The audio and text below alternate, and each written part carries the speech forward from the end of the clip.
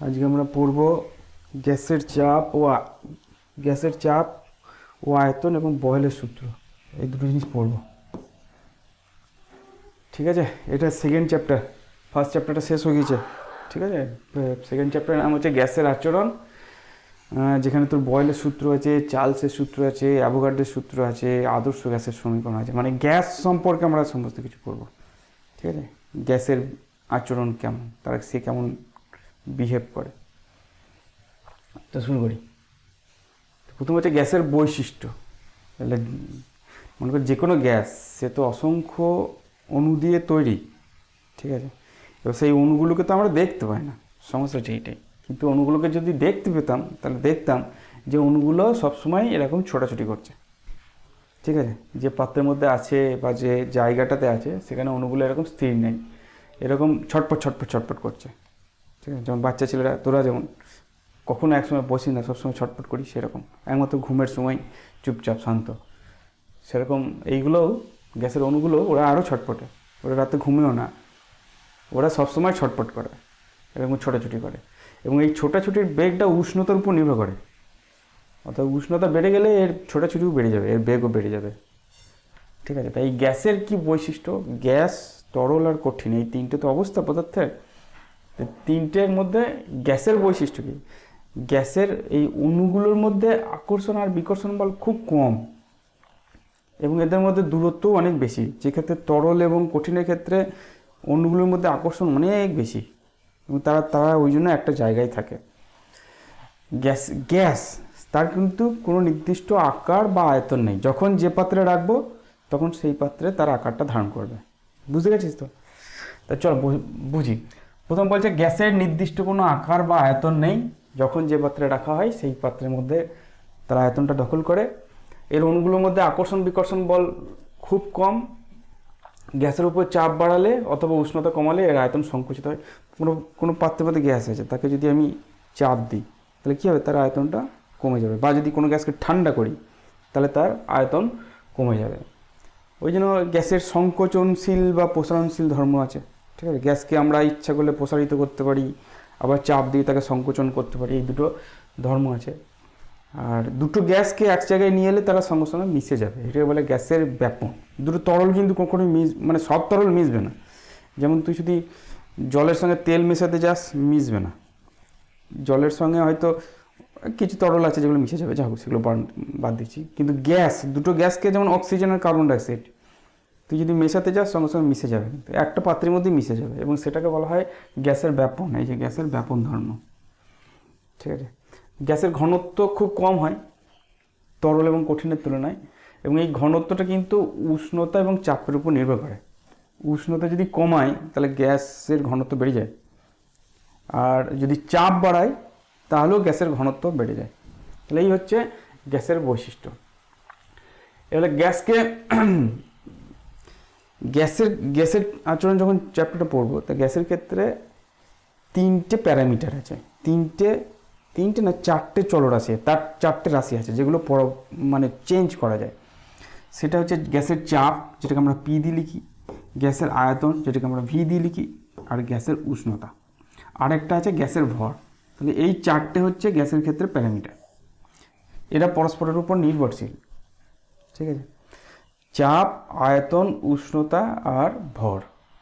এগুলো কোনো গ্যাসের আয়তন যদি বলতে চাই, এই ভিটা যদি বলতে চাই, তাহলে সঙ্গে সঙ্গে আমাকে তার কত চাপ আর কত উষ্ণতা এটা বলতে হবে। ঠিক আছে, ভরটা এখন বাদ দিচ্ছি, শুধুমাত্র চাপ, আয়তন আর উষ্ণতা, এই তিনটে জিনিস বলে দিই। যেমন আমি বলছি যে একটা গ্যাসের আয়তন মনে কর 1 লিটার। ঠিক আছে, এটা ঠিক নয়, কারণ আমি 1 লিটার গ্যাসকে চাপ বাড়িয়ে তার আয়তনটা কমিয়ে দিতে পারি। তাহলে যখন কোনো গ্যাসে বললাম আয়তন 1 লিটার, এটা ঠিক নয়। তাহলে ঠিক কি বলতে হবে? কত চাপ এবং কত উষ্ণতায় তার আয়তন 1 লিটার হবে সেটা বলতে হবে। কারণ গ্যাসের আয়তনটা গ্যাসের চাপের উপর নির্ভর করে, আবার উষ্ণতার উপর নির্ভর করে। গ্যাসকে যদি গরম করি তার আয়তন বেড়ে যায়। ওই জন্য গ্যাসের আয়তন এমনি এমনি বলা যায় না। কত ডিগ্রি উষ্ণতায় এবং কত চাপে তোর আয়তন, সেটা আমাকে বলে দিতে হবে। বুঝতে পারলি তো? যেহেতু গ্যাসের অণুগুলোর মধ্যে কোনো আকর্ষণ বল খুব কম এবং অণুগুলোর গতিশক্তি খুব বেশি, তাই যে কোনো পাত্রে ছড়িয়ে পড়ে। মনে কর এখানে একটা একটুখানি কোনো একটা অ্যামোনিয়া গ্যাস, ঠিক আছে, অ্যামোনিয়া গ্যাস আমি সামান্য একটু এখানটা ছেড়ে দিলাম, কিছুক্ষণ পরে তুই কিন্তু অ্যামোনিয়া গ্যাসের গন্ধ পাবি। তার মানে ওই গ্যাসটা কী হলো, কিছুক্ষণের মধ্যে গোটা ঘরটা ছড়িয়ে গেল, মানে এই ঘরের যে আয়তন সেই আয়তনটা পেয়ে গেল। তখন আর হয়তো এক সিসের মধ্যে হয়তো কত 10 ml হয়তো গ্যাস ছিল, এবার সিসের মুখটিটা যাই খুললাম, তখন সেই 10 ml গ্যাসটা কি এই গোটা ঘরটার আয়তন পেয়ে গেল। এই ঘরটার আয়তন কত, তোর 1000 লিটার হয়তো হবে, সেই 1000 লিটার আয়তন, ওই 10 ml গ্যাসটা 1000 লিটার আয়তন পেয়ে গেল। তাহলে যেহেতু গ্যাসের অণুগুলো তো গতিশীল, তারা তো নিজেদের মধ্যে আবদ্ধ নয়। তরলের ক্ষেত্রে কি হয়, তরলের অণুগুলো বা কঠিনের ক্ষেত্রে কী হয়, অণুগুলো তারা আকর্ষণের সাহায্যে যুক্ত হয়, ওই জন্য তারা ছড়িয়ে যেতে পারে না।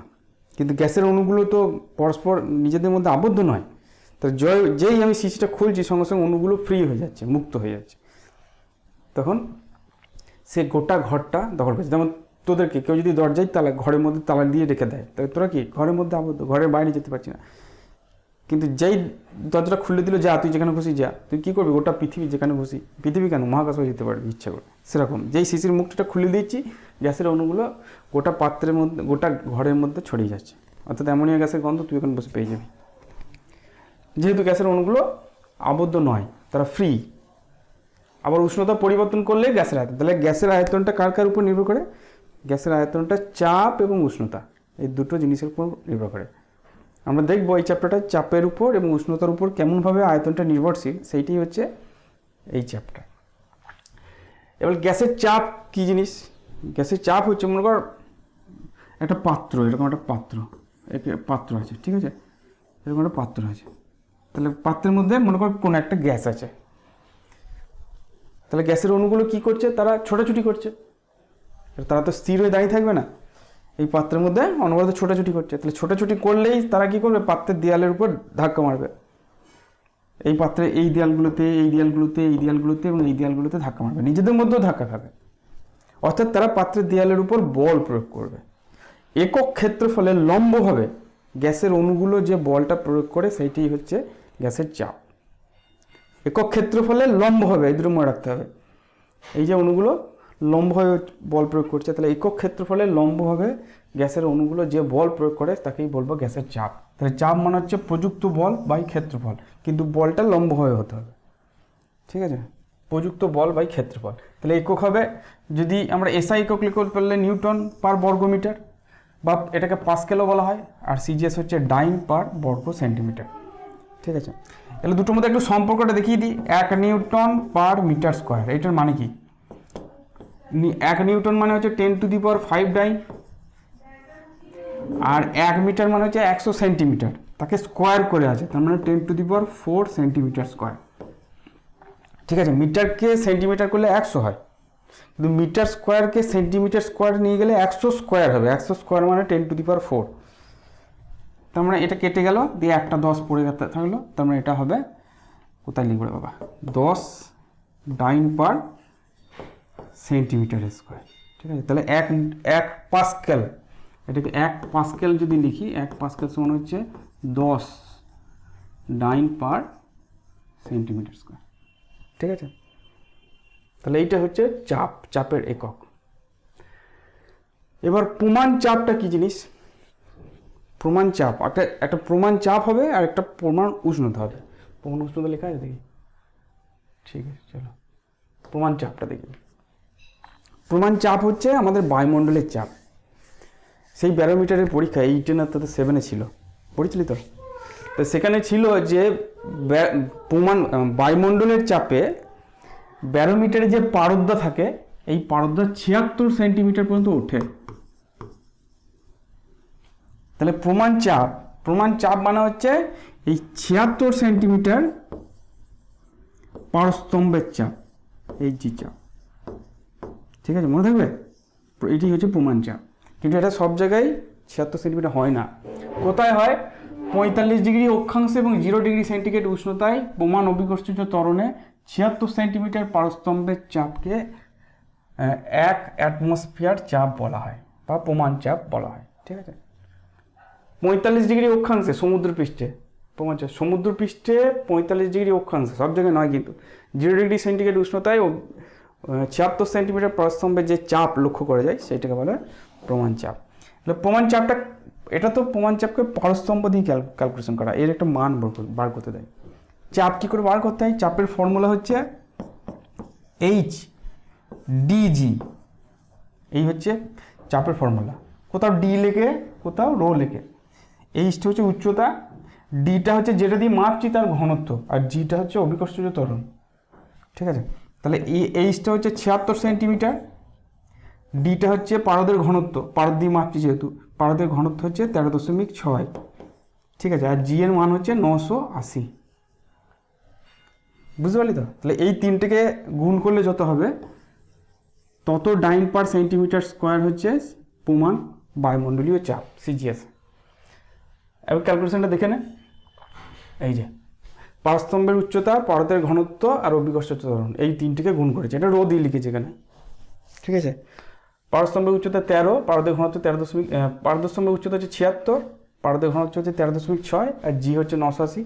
গুণ করলে হবে 1.013 × 10⁶ ডাইন পার সেন্টিমিটার স্কোয়ার। এটাকে যদি নিউটনে নিয়ে আসতে চাই তাহলে 10 দিয়ে ভাগ করতে হবে, দেখলাম তো আগেই। ঠিক আছে, তাহলে এটা যখন আমরা পাস্কেলে নিয়ে আসবো তখন একটা 10 কমে যাবে, দিয়ে 10⁵ হয়ে যাবে, 10⁵ পাস্কেল। 10⁵ ছিল, 10⁵ পাস্কেল হয়ে গেছে। তাহলে এইটাই হচ্ছে প্রমাণ বায়ুমণ্ডলীয় চাপ। এটা কিন্তু মনে রাখতে হবে, এটা কিন্তু শর্ট কোশ্চেন দেবে যে প্রমাণ বায়ুমণ্ডলীয় চাপের মান কত, 1.013 × 10⁵ পাস্কেল।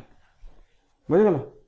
তাহলে এইভাবে প্রমাণ চাপ ক্যালকুলেশন করা হয়। তাহলে বায়ুমণ্ডল ভূপৃষ্ঠে যে চাপটা দিচ্ছে সেটা হচ্ছে 1.013 × 10⁵ পাস্কেল। এলে এই যে বায়ুর চাপটা, এটা বায়ুর ঘনত্বের উপর নির্ভর করে। যেহেতু ভূপৃষ্ঠে বায়ুর ঘনত্ব সব থেকে বেশি, তাই ভূপৃষ্ঠে বায়ুর চাপ সব থেকে বেশি। বায়ুর ঘনত্ব এবার যত উপরে উঠবি বায়ুর ঘনত্ব তো কমবে, তাহলে চাপও কমে যাবে। যেমন যখন আমরা পাহাড়ে উঠবো সেখানে কি ঘনত্ব, বায়ুর ঘনত্ব অনেক কম, ওই জন্য চাপও কম। বা উল্টোটাও বলতে পারি, সেখানে চাপ কম, তার মানে বায়ুর ঘনত্ব কম, ওই জন্য পাহাড়ে উঠলে আমাদের নিঃশ্বাস নিতে কষ্ট হয়। বুঝতে পারি? চলো নেক্সট। এটা বায়ুর চাপ মাপার একটা যন্ত্রের নাম হচ্ছে ম্যানোমিটার। ম্যানোমিটার কি থাকে? এরকম একটা ইউ টাইপের নল থাকে, আর যে জিনিসের যে জায়গাটার বায়ুর চাপ আমরা মাপবো সেইটা এখানে জয়েন করা থাকে। মনে করি এখানে একটা বাতাস আছে, সেই বাতাসের আমরা চাপটা মাপছি, এখানে আমাকে গরম করা হয়েছে বা যা হোক করা হয়েছে, তাহলে ম্যানোমিটারের এরকম পাইপটাকে আমরা লাগাবো। ঠিক আছে, তাহলে ছবিটা আসছে কিনা দেখি একবার। ঠিক আছে, কালারটা চেঞ্জ করি তাহলে ভালো বোঝা যাবে। ঠিক আছে, তাহলে এইখানটাতে ওই নলটা, ম্যানোমিটারের নলটা লাগানো হয়। ঠিক আছে, তাহলে এই ম্যানোমিটারের তরল স্তম্ভ থাকে, দেখতে পাচ্ছিস? কালারটা চেঞ্জ করি আবার, কি কালার নিয়ে। তো যদি দেখি যে এই দিকের পাইপটা উপরে উঠে আছে, মনে করি এতটা উপরে উঠে আছে তরলটা এদিকে কম আছে, তার মানে কি এইদিকে চাপ বেশি, এইদিকে চাপ কম। এই যে পার্থক্য যেটা এলো, এই যে তরলস্তম্ভের পার্থক্য যেটা এলো, সেটা তো আমি মাপতে পারবো, এখানে স্কেল লাগানোই আছে। তাহলে সেই পার্থক্যর সঙ্গে যে তরলটা নেওয়া হয়েছে তার ঘনত্ব ইন্টু জি, এইটাই গুণ করলে আমি ভেতরকার চাপটা পেয়ে যাব। ঠিক আছে, বুঝে গেল? যদি এটা এই দিকটা উপরে ওঠে তার মানে এই দিকের চাপ বেশি, আর যদি এই দিকটা নিচে নামে তাহলে এই দিকের চাপ কম। ঠিক আছে, তাহলে এইভাবে ম্যানোমিটারের সাহায্যে, খুব সিম্পল একটা যন্ত্র, তার মধ্যে স্কেলটা লাগানো আছে। এইটা হচ্ছে এক ধরনের ম্যানোমিটার। এটা তোরা দেখে থাকবি, যদি মোটরসাইকেল যাদের থাকে, মোটরসাইকেলে যখন পাম্প করতে নিয়ে যাস তখন এই ধরনের মেশিন ব্যবহার করে, ওটা টায়ারের মধ্যে লাগিয়ে দেয়, দিয়ে এইখানে এই কাঁটাটা এরকম ওঠে। ঠিক আছে, এটাও একটা ম্যানোমিটার, যেটা দিয়ে বায়ুর চাপ মাপা হয়। ওদিকে চলে গেল, এদিকে আসবে কি করে?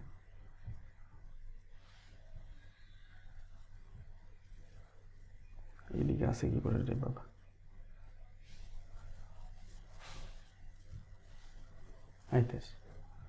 চলো বেশ, এবার আসা যাক বয়েলের সূত্র।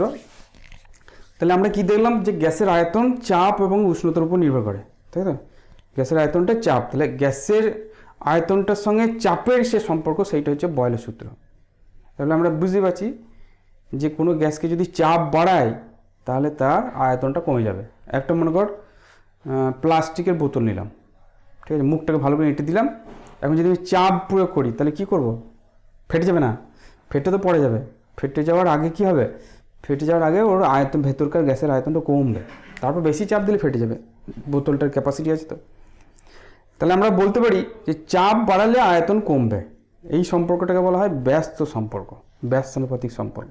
তোর আগে পড়েছিস যে একটা কমালে আর একটা যদি বাড়ে তাহলে সেটাকে বলে ব্যস্ত সম্পর্ক। কিন্তু খেয়াল রাখতে হবে, বয়লের সূত্র বলছে যে গ্যাসের ভরটা এবং উষ্ণতাটা স্থির থাকতে হবে। 4টে চলরাশি বলেছিলাম, কি কি? চাপ, পি, ভি, টি আর এম।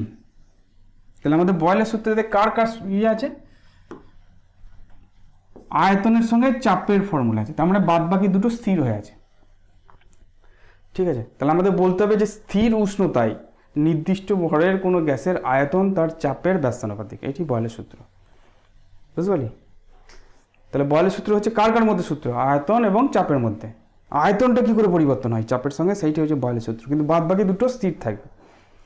তাহলে স্থির উষ্ণতায় নির্দিষ্ট ভরের, দুটোকে স্থির করে দিলাম, নির্দিষ্ট ভরের কোনো গ্যাসের আয়তন তার চাপের ব্যস্তানুপাতিক। অর্থাৎ চাপ বাড়লে আয়তন কমবে, চাপ কমালে আয়তন বাড়বে।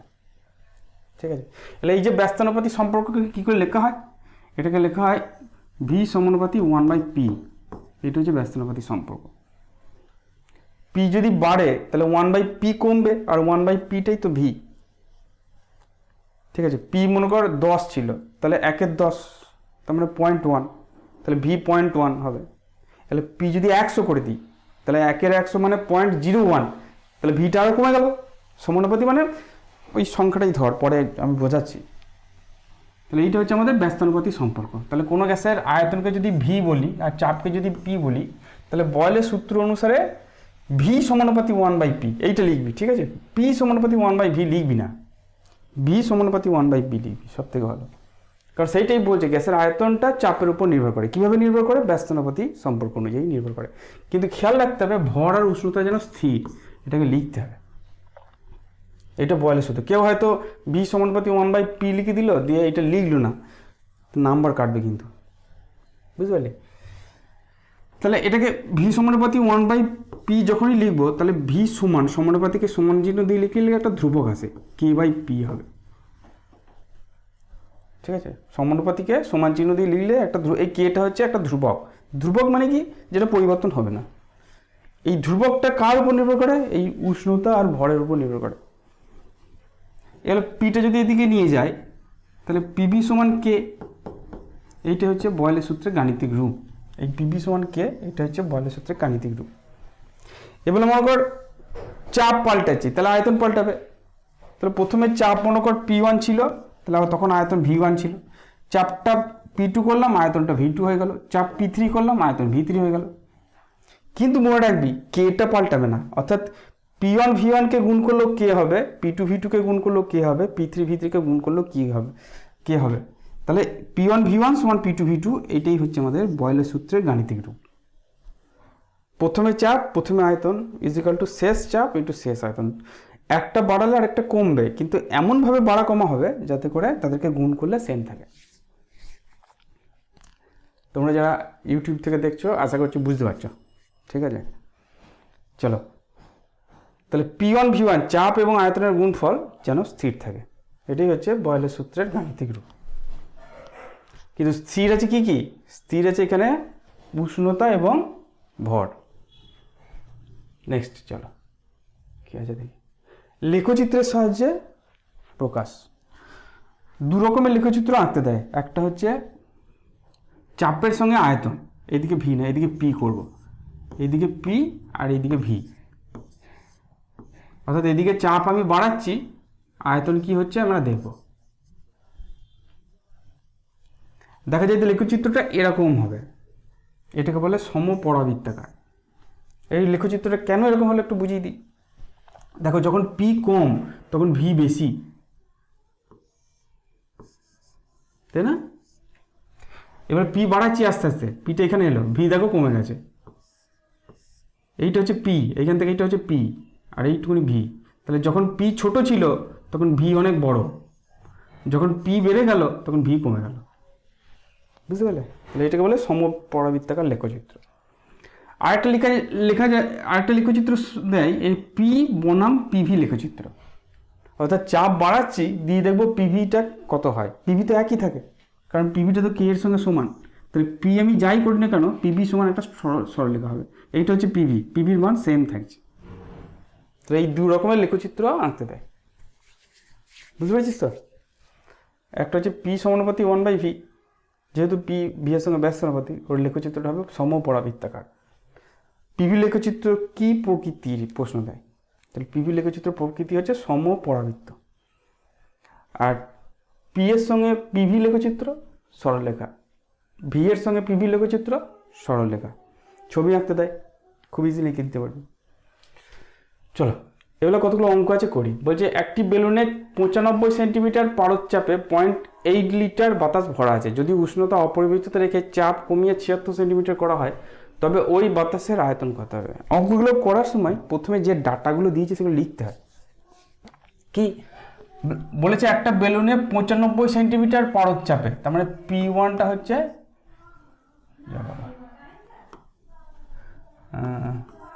বলেছে 95 সেন্টিমিটার, তাহলে P1টা হচ্ছে 95 সেন্টিমিটার, 95 সেন্টিমিটার এইচজি পারদচাপে। পারদচাপে 0.8 লিটার বাতাস আছে, তাহলে V1টা হচ্ছে 0.8 লিটার। ঠিক আছে? বুঝতে পেরেছিস তো? যদি উষ্ণতা অপরিবর্তিত রেখেছে, উষ্ণতা যদি অপরিবর্তিত থাকে তাহলে সেটা বয়েলের সূত্র মানবে, ভরটা এমনি চেঞ্জ হবে না। চাপ কমিয়ে 76 সেন্টিমিটার করা হলো, তাহলে P2টা হচ্ছে 76 সেন্টিমিটার এইচজি। তবে ওই বাতাসের আয়তন কত, তাহলে V2টা কত জানতে চাইছে। ঠিক আছে? তাহলে আমাদের সূত্র কি? বয়েলের সূত্র অনুসারে P1 V1 সমান P2 V2, উল্টো করে লিখি। তারা P2 V2 সমান P1 V1 লিখি।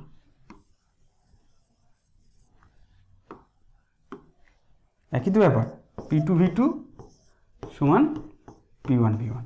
তাহলে V2টা বার করতে দিয়েছে, তাহলে V2 সমান কি হবে? P1 V1 by P2। P1 কত লিখেছে? 95, তাহলে 95 ইন্টু V1 কত দিয়েছে? 0.8 লিটার। আর P2 কত? 76। দশমিকটা উঠালাম, তাহলে নিচে 10 এলো। 8 দিয়ে কাটি, কত দিয়ে কাটবে? 4 দিয়ে কাটি, 4 দুগুণে 8, 4 একে 4, 4 9 36, 19, 2 আর 10 কাটলাম 5, 19 আর 95 কাটলাম 5, 5 আর 5 কেটে সব কেটে গেল, দিয়ে 1 হয়ে গেল। তাহলে উত্তর কত হবে? 1 লিটার। লিটারে আছে তো উত্তর। তাহলে V2টা ওই বাতাসের আয়তন হবে 1 লিটার। বুঝতে পেরেছিস?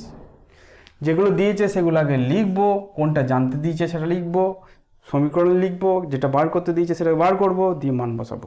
শেষে মান বসাবো, মাঝখানে মান বসিয়ে দিস না, এইখানে মান বসাবি না, শেষে যেটা জানতে চাইছে সেটা বার করবি, দিয়ে তারপরে মান বসাবি। বুঝছিস তো? চ নেক্সট দিই। 75 সেন্টিমিটার চাপে কোনো গ্যাসের আয়তন 5 লিটার স্থির উষ্ণতায়। যখনই আমাকে বলবে উষ্ণতা স্থির, তখনই মনে করবো বয়েলের সূত্র প্রযোজ্য। কত চাপে তার আয়তন 1 লিটার হবে। তো চলো আমাকে কত চাপের, মানে চাপ বার করতে দিয়েছে। কি কি দিয়েছে? P1 দিয়েছে 75 সেন্টিমিটার এইচজি। ঠিক আছে? P1 দিয়েছে 75 সেন্টিমিটার এইচজি। V1 কত দিয়েছে? 5 লিটার। ঠিক আছে? স্থির উষ্ণতা, দুটো উষ্ণতা স্থির, কত চাপে, তার মানে P2টা কত বার করতে বলেছে। V2টা বলে দিয়েছে 1 লিটার। বার করতে পারবি, নিজেরা কর, আমি করে দিচ্ছি, নিজেরা কর। সূত্র হচ্ছে P2 V2 is equal two P1 V1। বার করতে দিয়েছে আমাকে P2টা, তাহলে P2 সমান P1 V1 বাই V2। P1টা হচ্ছে 75, V1টা হচ্ছে 5, আর V2টা হচ্ছে 1। মানে 5 5 25, 5 7 35, 37 37, এত সেন্টিমিটার অফ এইচ।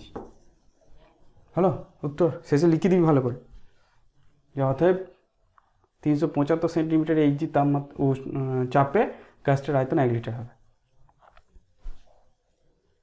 নেক্সট দেখি।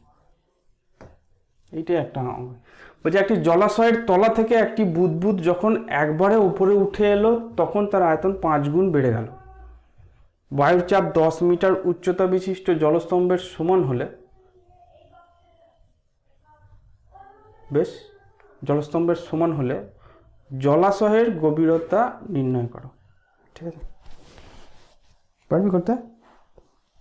ওটা ওই একই সূত্র, কিন্তু এটা একটু ফ্যাচাং আছে, একটু বুঝি। মনে করি একটা জলাশয় আছে,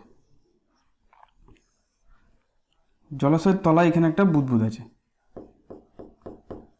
ঠিক আছে, এবার এখানে থেকে যখন বেরিয়ে আসবে, এইখানে আসবে, জলাশয় আস্তে আস্তে উপরে উঠছে, তখন এর ভলিউম বেড়ে যাবে।